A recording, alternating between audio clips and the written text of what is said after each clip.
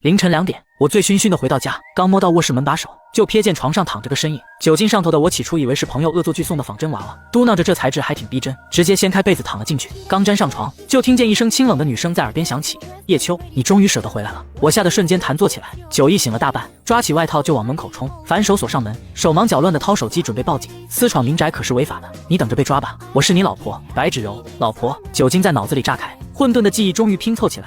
半年前，我爸为了商业联姻，硬是让我娶了白氏集团的女总裁白芷柔。她身高168，气质清冷，结婚当天穿婚纱都透着疏离感。婚后更是直接搬去了公司附近的别墅。半年里我俩见了不到3次，我连她具体长什么样都记不清，可她每月15号都会准时打100万生活费到我卡上。这种有钱无妻的日子简直是神仙生活。我早就把这桩契约婚姻抛到九霄云外了。老婆不在家，还有大把钱花，这样的人生不要太美好。我下意识嘀咕出声，卧室门被轻轻推开，白芷柔穿着深色丝质睡裙坐在床边，2条白皙修长的腿交叠着，指尖撩了撩耳边的碎发，嘴角勾起一抹意味深长的笑。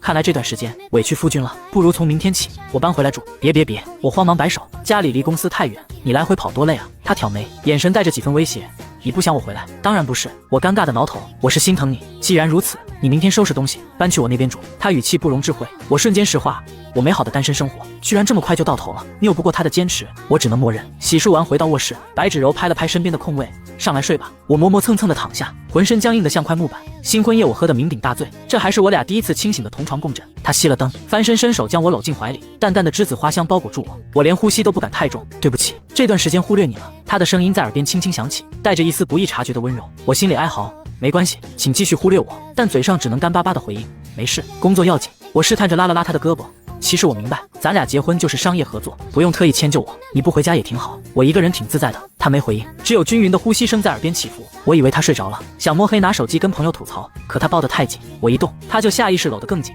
含糊地说，乖，别动，我明天还要早起开会。这慵懒又磁性的嗓音听得我心头一颤，酒意彻底消散，就这么僵着到凌晨4点，我实在扛不住睡了过去。醒来时身边已经空了，只有叠得整整齐齐的被子。敲门声响起，开门看到一个穿着职业套装的干练女人。叶先生您好，我是白总的秘书林薇，奉命来帮您打包行李。打包行李？我怎么不致道？具体事宜请您亲自致电白总。林薇面无表情地说完，身后的搬家工人就涌了进来，开始搬我的东西。我急得一屁股坐在行李箱上，都给我停下，没我同意，谁也不能动我的东西。林薇歪头看了我一眼，对工人说，把叶先生一起搬上车。我去你的！我死死扒着行李箱，最后还是被连人带箱的搬到了白芷柔的别墅。傍晚白芷柔回来，看到蜷缩在行李箱上的我，眼底闪过一丝笑意。我憋了一肚子火，起身按住她的肩膀，把她抵在墙上。白芷柔，你做事能不能问问我的意见？这不是霸道总裁剧。她身子一歪躲开我的手，脱下外套随手搭在沙发上，修身衬衫勾勒出纤细的腰肢。我下意识呛了口水，这身材，这气质，禁欲感直接拉满。我赶紧移开视线，转身想去卫生间躲躲，他却2步上前拦住我，随手解开2颗衬衫扣子，清冷的气息扑面而来。你想干什么？我去洗脸。我缩着脖子想绕开，他却俯身靠近，鼻尖几乎碰到我的鼻尖。你说我想干什么？我惊呼一声推开他，狼狈地冲进卫生间，心脏狂跳不止。这哪是冰山总裁，这分明是勾人的小妖精。我把这事告诉发小李楠，被他笑了半宿。叶秋，你老婆这么美，你居然还想躲？赶紧把握机会。我被说的心动，可一想到契约婚姻，又泄了气。当晚我趁着白芷柔熟睡，轻手轻脚地掀开她的胳膊，想溜出去跟李楠赴约。刚摸到门把手，客厅的灯突然亮了。去哪？白芷柔的声音带着一丝凉意。倒垃圾。我脱口而出。她上下扫视我一身精心打扮的穿搭，挑眉，穿成这样倒垃圾？我心虚的眼神躲闪，看见她眼底闪过一丝深沉，可下一秒她就转身回房进来睡觉。那晚她没再抱我，我猜她是生我气了。李楠得知后发来灵魂拷问，你老婆是不是对你没想法？这话让我心里犯嘀咕。白芷柔长得美，有钱又体贴，结婚时还主动提出互不干涉私生活，难道真的对我毫无兴趣？我突发奇想，想试探她，可转念一想，就算她有想法，我也只想维持契约关系，还是作罢。李楠恨铁不成钢，你真是身在福中不知福。第2天一早，白芷柔又早早去上班了。我醒来时，林薇正坐在客厅办公。你怎么在这里？白总让我来陪伴叶先生。他职业化的微笑，我不需要陪伴，你回去吧。白总说，我是否离开，取决于叶先生是否需要陪伴。我算是看明白了，这根本是监视。我直接拨通白芷柔的电话，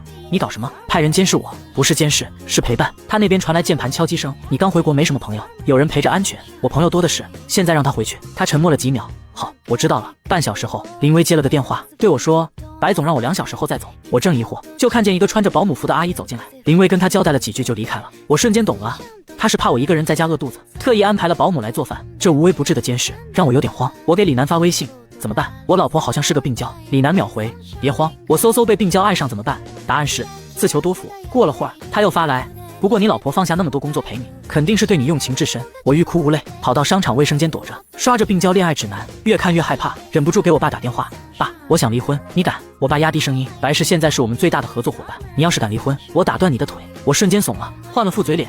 爸，我就是问问您，继续谈生意，注意身体。挂了电话，我垂头丧气地走出卫生间，撞见白芷柔靠在护栏边看着我，夕阳洒在她身上，清冷的轮廓柔和了许多。我想起结婚那天，她悄悄帮我整理歪掉的领结，在我打喷嚏时默默递上纸巾，在酒桌上替我挡掉难缠的劝酒。这样细心的人，真的是病娇吗？想什么呢？她走过来，指尖轻轻戳了戳我的脸，想你会不会揍我？我脱口而出。她白了我一眼，忽然笑着说，也不一定。李楠说，对付病娇不能忤逆，想摆脱只能让她厌烦。我连夜翻遍白芷柔的采访视频，摸清了她的理想型：聪明、开朗、善良。那我就反其道而行之，她喜欢聪明的，我就装痴卖傻；她喜欢开朗的，我就整天耷拉着脸装抑郁；她喜欢善良的，我就故意对服务员摆脸色，扮演恶毒反派。我以为她很快就会厌烦我，可没想到她不仅没生气，反而花更多时间陪我。下班回来会给我带草莓蛋糕，周末拉我去逛画展，甚至抱着我的腰道歉，是我没有照顾好你，让你不开心了。我彻底懵了。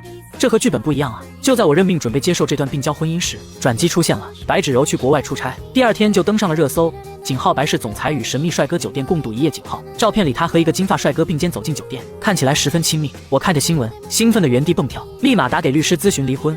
我老婆出轨，我能分到多少财产？律师忍着笑，叶先生，先等您笑完我们再谈。我平复好心情，给李楠打电话，兄弟，今晚出来嗨，我要恢复自由了。你确定是出轨？李楠怀疑，他要是真出轨，怎么会第一时间赶回来？我没理会他的质疑，沉浸在即将单身的喜悦中。可刚挂电话，门铃就响了。开门瞬间，我脸上的笑容僵住。白芷柔风尘仆仆地站在门口，眼眶通红，眼里布满血丝，看起来疲惫又委屈。你刚才说的是真心话吗？他声音发颤，眼泪在眼眶里打转。我被他这副模样吓慌了。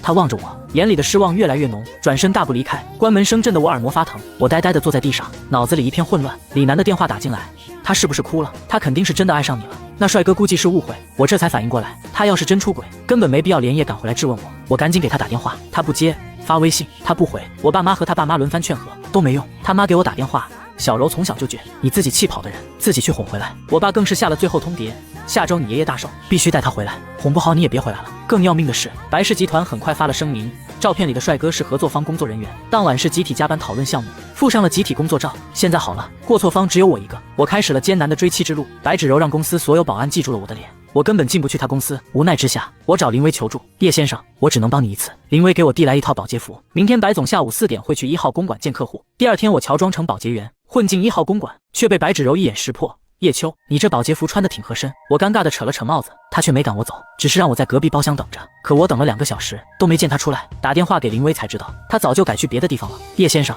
求求你快点哄好白总吧，我快被加班逼疯了。林威发来语音，带着哭腔，爷爷大寿越来越近，我急得团团转。林威偷偷告诉我白芷柔住的酒店地址，我冒着被开除的风险告诉你一定要争气。我买了他爱吃的草莓蛋糕，直奔酒店。刚到门口就收到林威的紧急消息，白总临时要出差，现在去机场了。我一看时间，离爷爷大寿只剩3天，要是他走了，我就彻底完了。我拦了辆出租车往机场赶，一路上催司机快点再快点。赶到机场候车厅时，白芷柔正戴着耳机打视频电话，她身边的助理示意我等一下。我刚站稳，就感觉有人拍我的背，回头一看，白芷柔已经挂了电话，手里拿着一瓶水，皱着眉看我。跑这么快做什么？我怕你走了，赶不上跟你道歉。我喘着气接过水一饮而尽，他扑哧笑了。飞机早就飞走了。我环顾四周，候车厅里只剩我们2人。你在等我？他点点头。林威给我打电话了，对不起，我鼓起勇气，我不该误会你，更不该那么开心想和你离婚。我从来没真正了解过你，还曲解你的用心，让你伤心了，确实挺伤心的。他靠着护栏，眼神柔和了许多。坐了10几个小时飞机回来，想当面跟你解释，结果听到你要离婚的消息，都是我的错。我赶紧道歉。那你还出差吗？已经让助理替我去了。他看着我，你不是有话想跟我说吗？我想请你周末陪我去爷爷的寿宴。我小心翼翼地说。他挑眉，就这？还有，我深吸一口气，我想重新认识你，不是契约夫妻，是真正的朋友。他笑了，眼里闪着星光。不如我们回家好好聊聊。那晚我们坐在别墅的阳台上，一人一杯红酒，晚风拂起他的长发，褪去总裁的光环。他看起来随性又放松。其实第一次见你，我不太喜欢。他抿了口酒，你穿的花里胡哨，还在婚礼后台偷偷打游戏，一点都不靠谱。彼此。我反击，你穿婚纱都摆着臭脸，跟我欠你几百万似的，我还以为你有多讨厌我。我们都笑了。原来我们都不想被家庭摆布婚姻，初见时都故意表现得让人讨厌，可最后还是没能改变联姻的结果。刚结婚那阵子，我特别抗拒见你，所以一直借口忙不回家。他望着远处的夜景，但又觉得对你有愧，只能每月给你打钱。其实那是我最快乐的日子。我坦诚，老婆给钱还不回家，偌大的房子想怎么造就怎么造，简直爽翻了。真的。他歪着头，脸颊泛红，像个好奇的小朋友。当然，我笑着说，不过我一直好奇，你朋友圈那条孤单的夜，寂寞的心是谁发的？我还以为你暗恋我呢。他愣了一下，随即大笑。那是林薇喝多了拿我手机发的，我秒删了，居然被你看到了。酒过三巡，他脸颊泛起红晕，眼神也变得迷离，靠在栏杆上看着我。叶秋，我们结婚半年，好像都没有好好聊过。确实没有。那你现在对我有一点喜欢吗？他的声音带着一丝试探。我愣住了，这些日子的相处像放电影一样在脑子里闪过。他笨拙地给我煮姜汤，在我生病时守在床边，在我被朋友调侃时维护我，在我故意惹他生气时还耐心哄我。我不知道是不是喜欢，我认真地说，但我想试试看，不是契约，是认真的那种。他眼里瞬间亮了起来，没等我反应过来，就踮起脚尖吻了我，柔软的唇瓣带着红酒的醇香。我下意识搂住他的腰，加深了这个吻。缠绵过后，他靠在我怀里，声音带着一丝沙哑，叶秋，今晚我要成为你真正的妻子。我抱起他走进卧室，月光洒在他脸上，清冷的眉眼此刻满是柔情。这晚没有契约，只有2颗靠近的心。爷爷的寿宴上热闹非凡，我妈端着酒杯走过来，用手肘戳了戳我。最近和小柔关系不错吗？看你春风得意的样子，妈，您就别打趣我了。我笑着躲开，这有什么不好意思的？我妈敲了敲我的头，小柔可是我和你爸精挑细选的，不仅家世好，人品更没得说。白家祖上都是深情专一的人，我们是想给你找个能陪你一辈子的人，不是单纯为了商业合作。我心里一暖，原来父母的用心比我想象的更深。白芷柔走过来搂住我的胳膊，温柔地问，妈跟你说什么了？说我捡到宝了。我握住她的手，在她额头亲了一下。李楠发来微信，采访一下叶先生，老婆天天回家是什么感受？我笑着回复，感觉还不错，比单身爽多了。婚后的日子甜得超出我的预期。白芷柔不再是那个冷冰冰的总裁，在我面前会撒娇，会吃醋，会做傻事。她会在早上赖床，抱着我的胳膊不肯起，再睡5分钟就5分钟。会在我和朋友打游戏时，故意坐在我腿上捣乱，陪我看剧。游戏有我重要吗？会学着做饭，结果把厨房搞得一团糟，拿着烧焦的红烧肉委屈巴巴地看着我。对不起，我不是故意的。我一边收拾残局，一边笑着说，没关系，下次我教你。他的工作依旧很忙，但总会抽出时间陪我。出差时每天晚上都会视频通话，给我看当地的风景，告诉我他吃了什么好吃的。加班到深夜，会让林薇给我送夜宵，附带一张手写便签，记得热了再吃，不许熬夜等我。我也开始学着融入他的生活，去他公司接他下班，给他带他爱吃的草莓蛋糕，在他开会时安静地坐在休息室等他。员工们从一开始的震惊，到后来见怪不怪，甚至私下偷偷磕我们的 CP。有一次我去公司接他，正好碰到他和合作方谈判，对方故意刁难，语气十分傲慢，白芷柔却始终从容不迫，几句话就对得对方哑口无言。谈判结束后，他走到我身边，眼里带着一丝骄傲，怎么样，你老婆厉害吧？厉害。我竖起大拇指，我的冰山总裁最棒了。他脸颊泛红，拉着我的手快步离开。别在这里胡说，周末我们会一起逛超市。他推着购物车跟在我身后，把我爱吃的零食一一放进车里，嘴里念叨着这个薯片你上次说好吃，这个无糖可乐适合你喝。我则会把他喜欢的草莓、酸奶、巧克力都放进购物车，看着他眼里的笑意，心里甜滋滋的。李楠来家里做客，看着白芷柔给我剥橘子，酸溜溜地说，叶秋，你现在简直是人生赢家啊，老婆又美又有钱，还这么宠你，羡慕也没用，她是我的。我得意地搂住白芷柔的腰，她笑着补充，我也很幸运遇到了叶秋，我们的契约婚姻在不知不觉中变成了真正的爱情。我不再怀念单身生活，反而每天都盼着早点回家，能看到她的笑脸，吃到她做的饭菜，哪怕是她搞砸的饭菜。有一次我无意中看到她的日记，里面写着，结婚第一天她偷偷在后台打游戏，样子有点可爱，给她打了100万，希望她能过得好一点，不用因为契约委屈自己。第一次搬回她家住，她很紧张，像只受惊的小兔子。她故意装抑郁，想让我讨厌她，可我只想好好照顾她。看到她因为误会想离婚，真的很伤心，怕她永远不会原谅我。幸好我们还有机会重新开始。我把她搂进怀里，眼眶有些湿润，对不起，让你等了这么久。她摇摇头，靠在我怀里，没关系，现在也不晚。爷爷的生日过后，我们补办了一场真正的婚礼，没有商业伙伴，只有双方亲友。他穿着洁白的婚纱，眼里满是笑意，一步步向我走来。叶秋，你愿意娶白芷柔为妻，无论贫穷富贵、健康疾病，都爱她、宠她，不离不弃吗？我愿意。我握着她的手，声音坚定。白芷柔，你愿意嫁给叶秋为夫，无论贫穷富贵、健康疾病，都爱她、信她，不离不弃吗？我愿意。她的眼泪掉下来，笑着点头。我们在亲友的祝福中拥吻，阳光洒在我们身上，温暖而浪漫。婚后1周年纪念日，我带她去了海边。晚上我们坐在沙滩上，看着漫天繁星，她靠在我怀里。叶秋，你还记得我们刚结婚时，你说想一辈子单身吗？记得。我笑着刮了刮她的鼻子。但遇到你之后，我才发现有人陪伴的日子比单身幸福多了。我也是。她抬头吻了吻我。以前我觉得婚姻是枷锁，直到遇见你，才知道婚姻是港湾。我抱紧她，心里满是幸福。原来最好的爱情不是一见钟情，而是日久生情，最好的婚姻不是门当户对，而是彼此珍惜。从契约婚姻到真心相爱，从互相躲避到彼此依赖，我和白芷柔用了半年时间，明白了爱情的真谛。现在的我们会为了鸡毛蒜皮的小事吵架，会在对方生病时细心照顾，会一起规划未来，会在每个纪念日给对方准备惊喜。白芷柔不再是那个冷冰冰的冰山总裁，她会撒娇，会吃醋，会露出柔软的一面。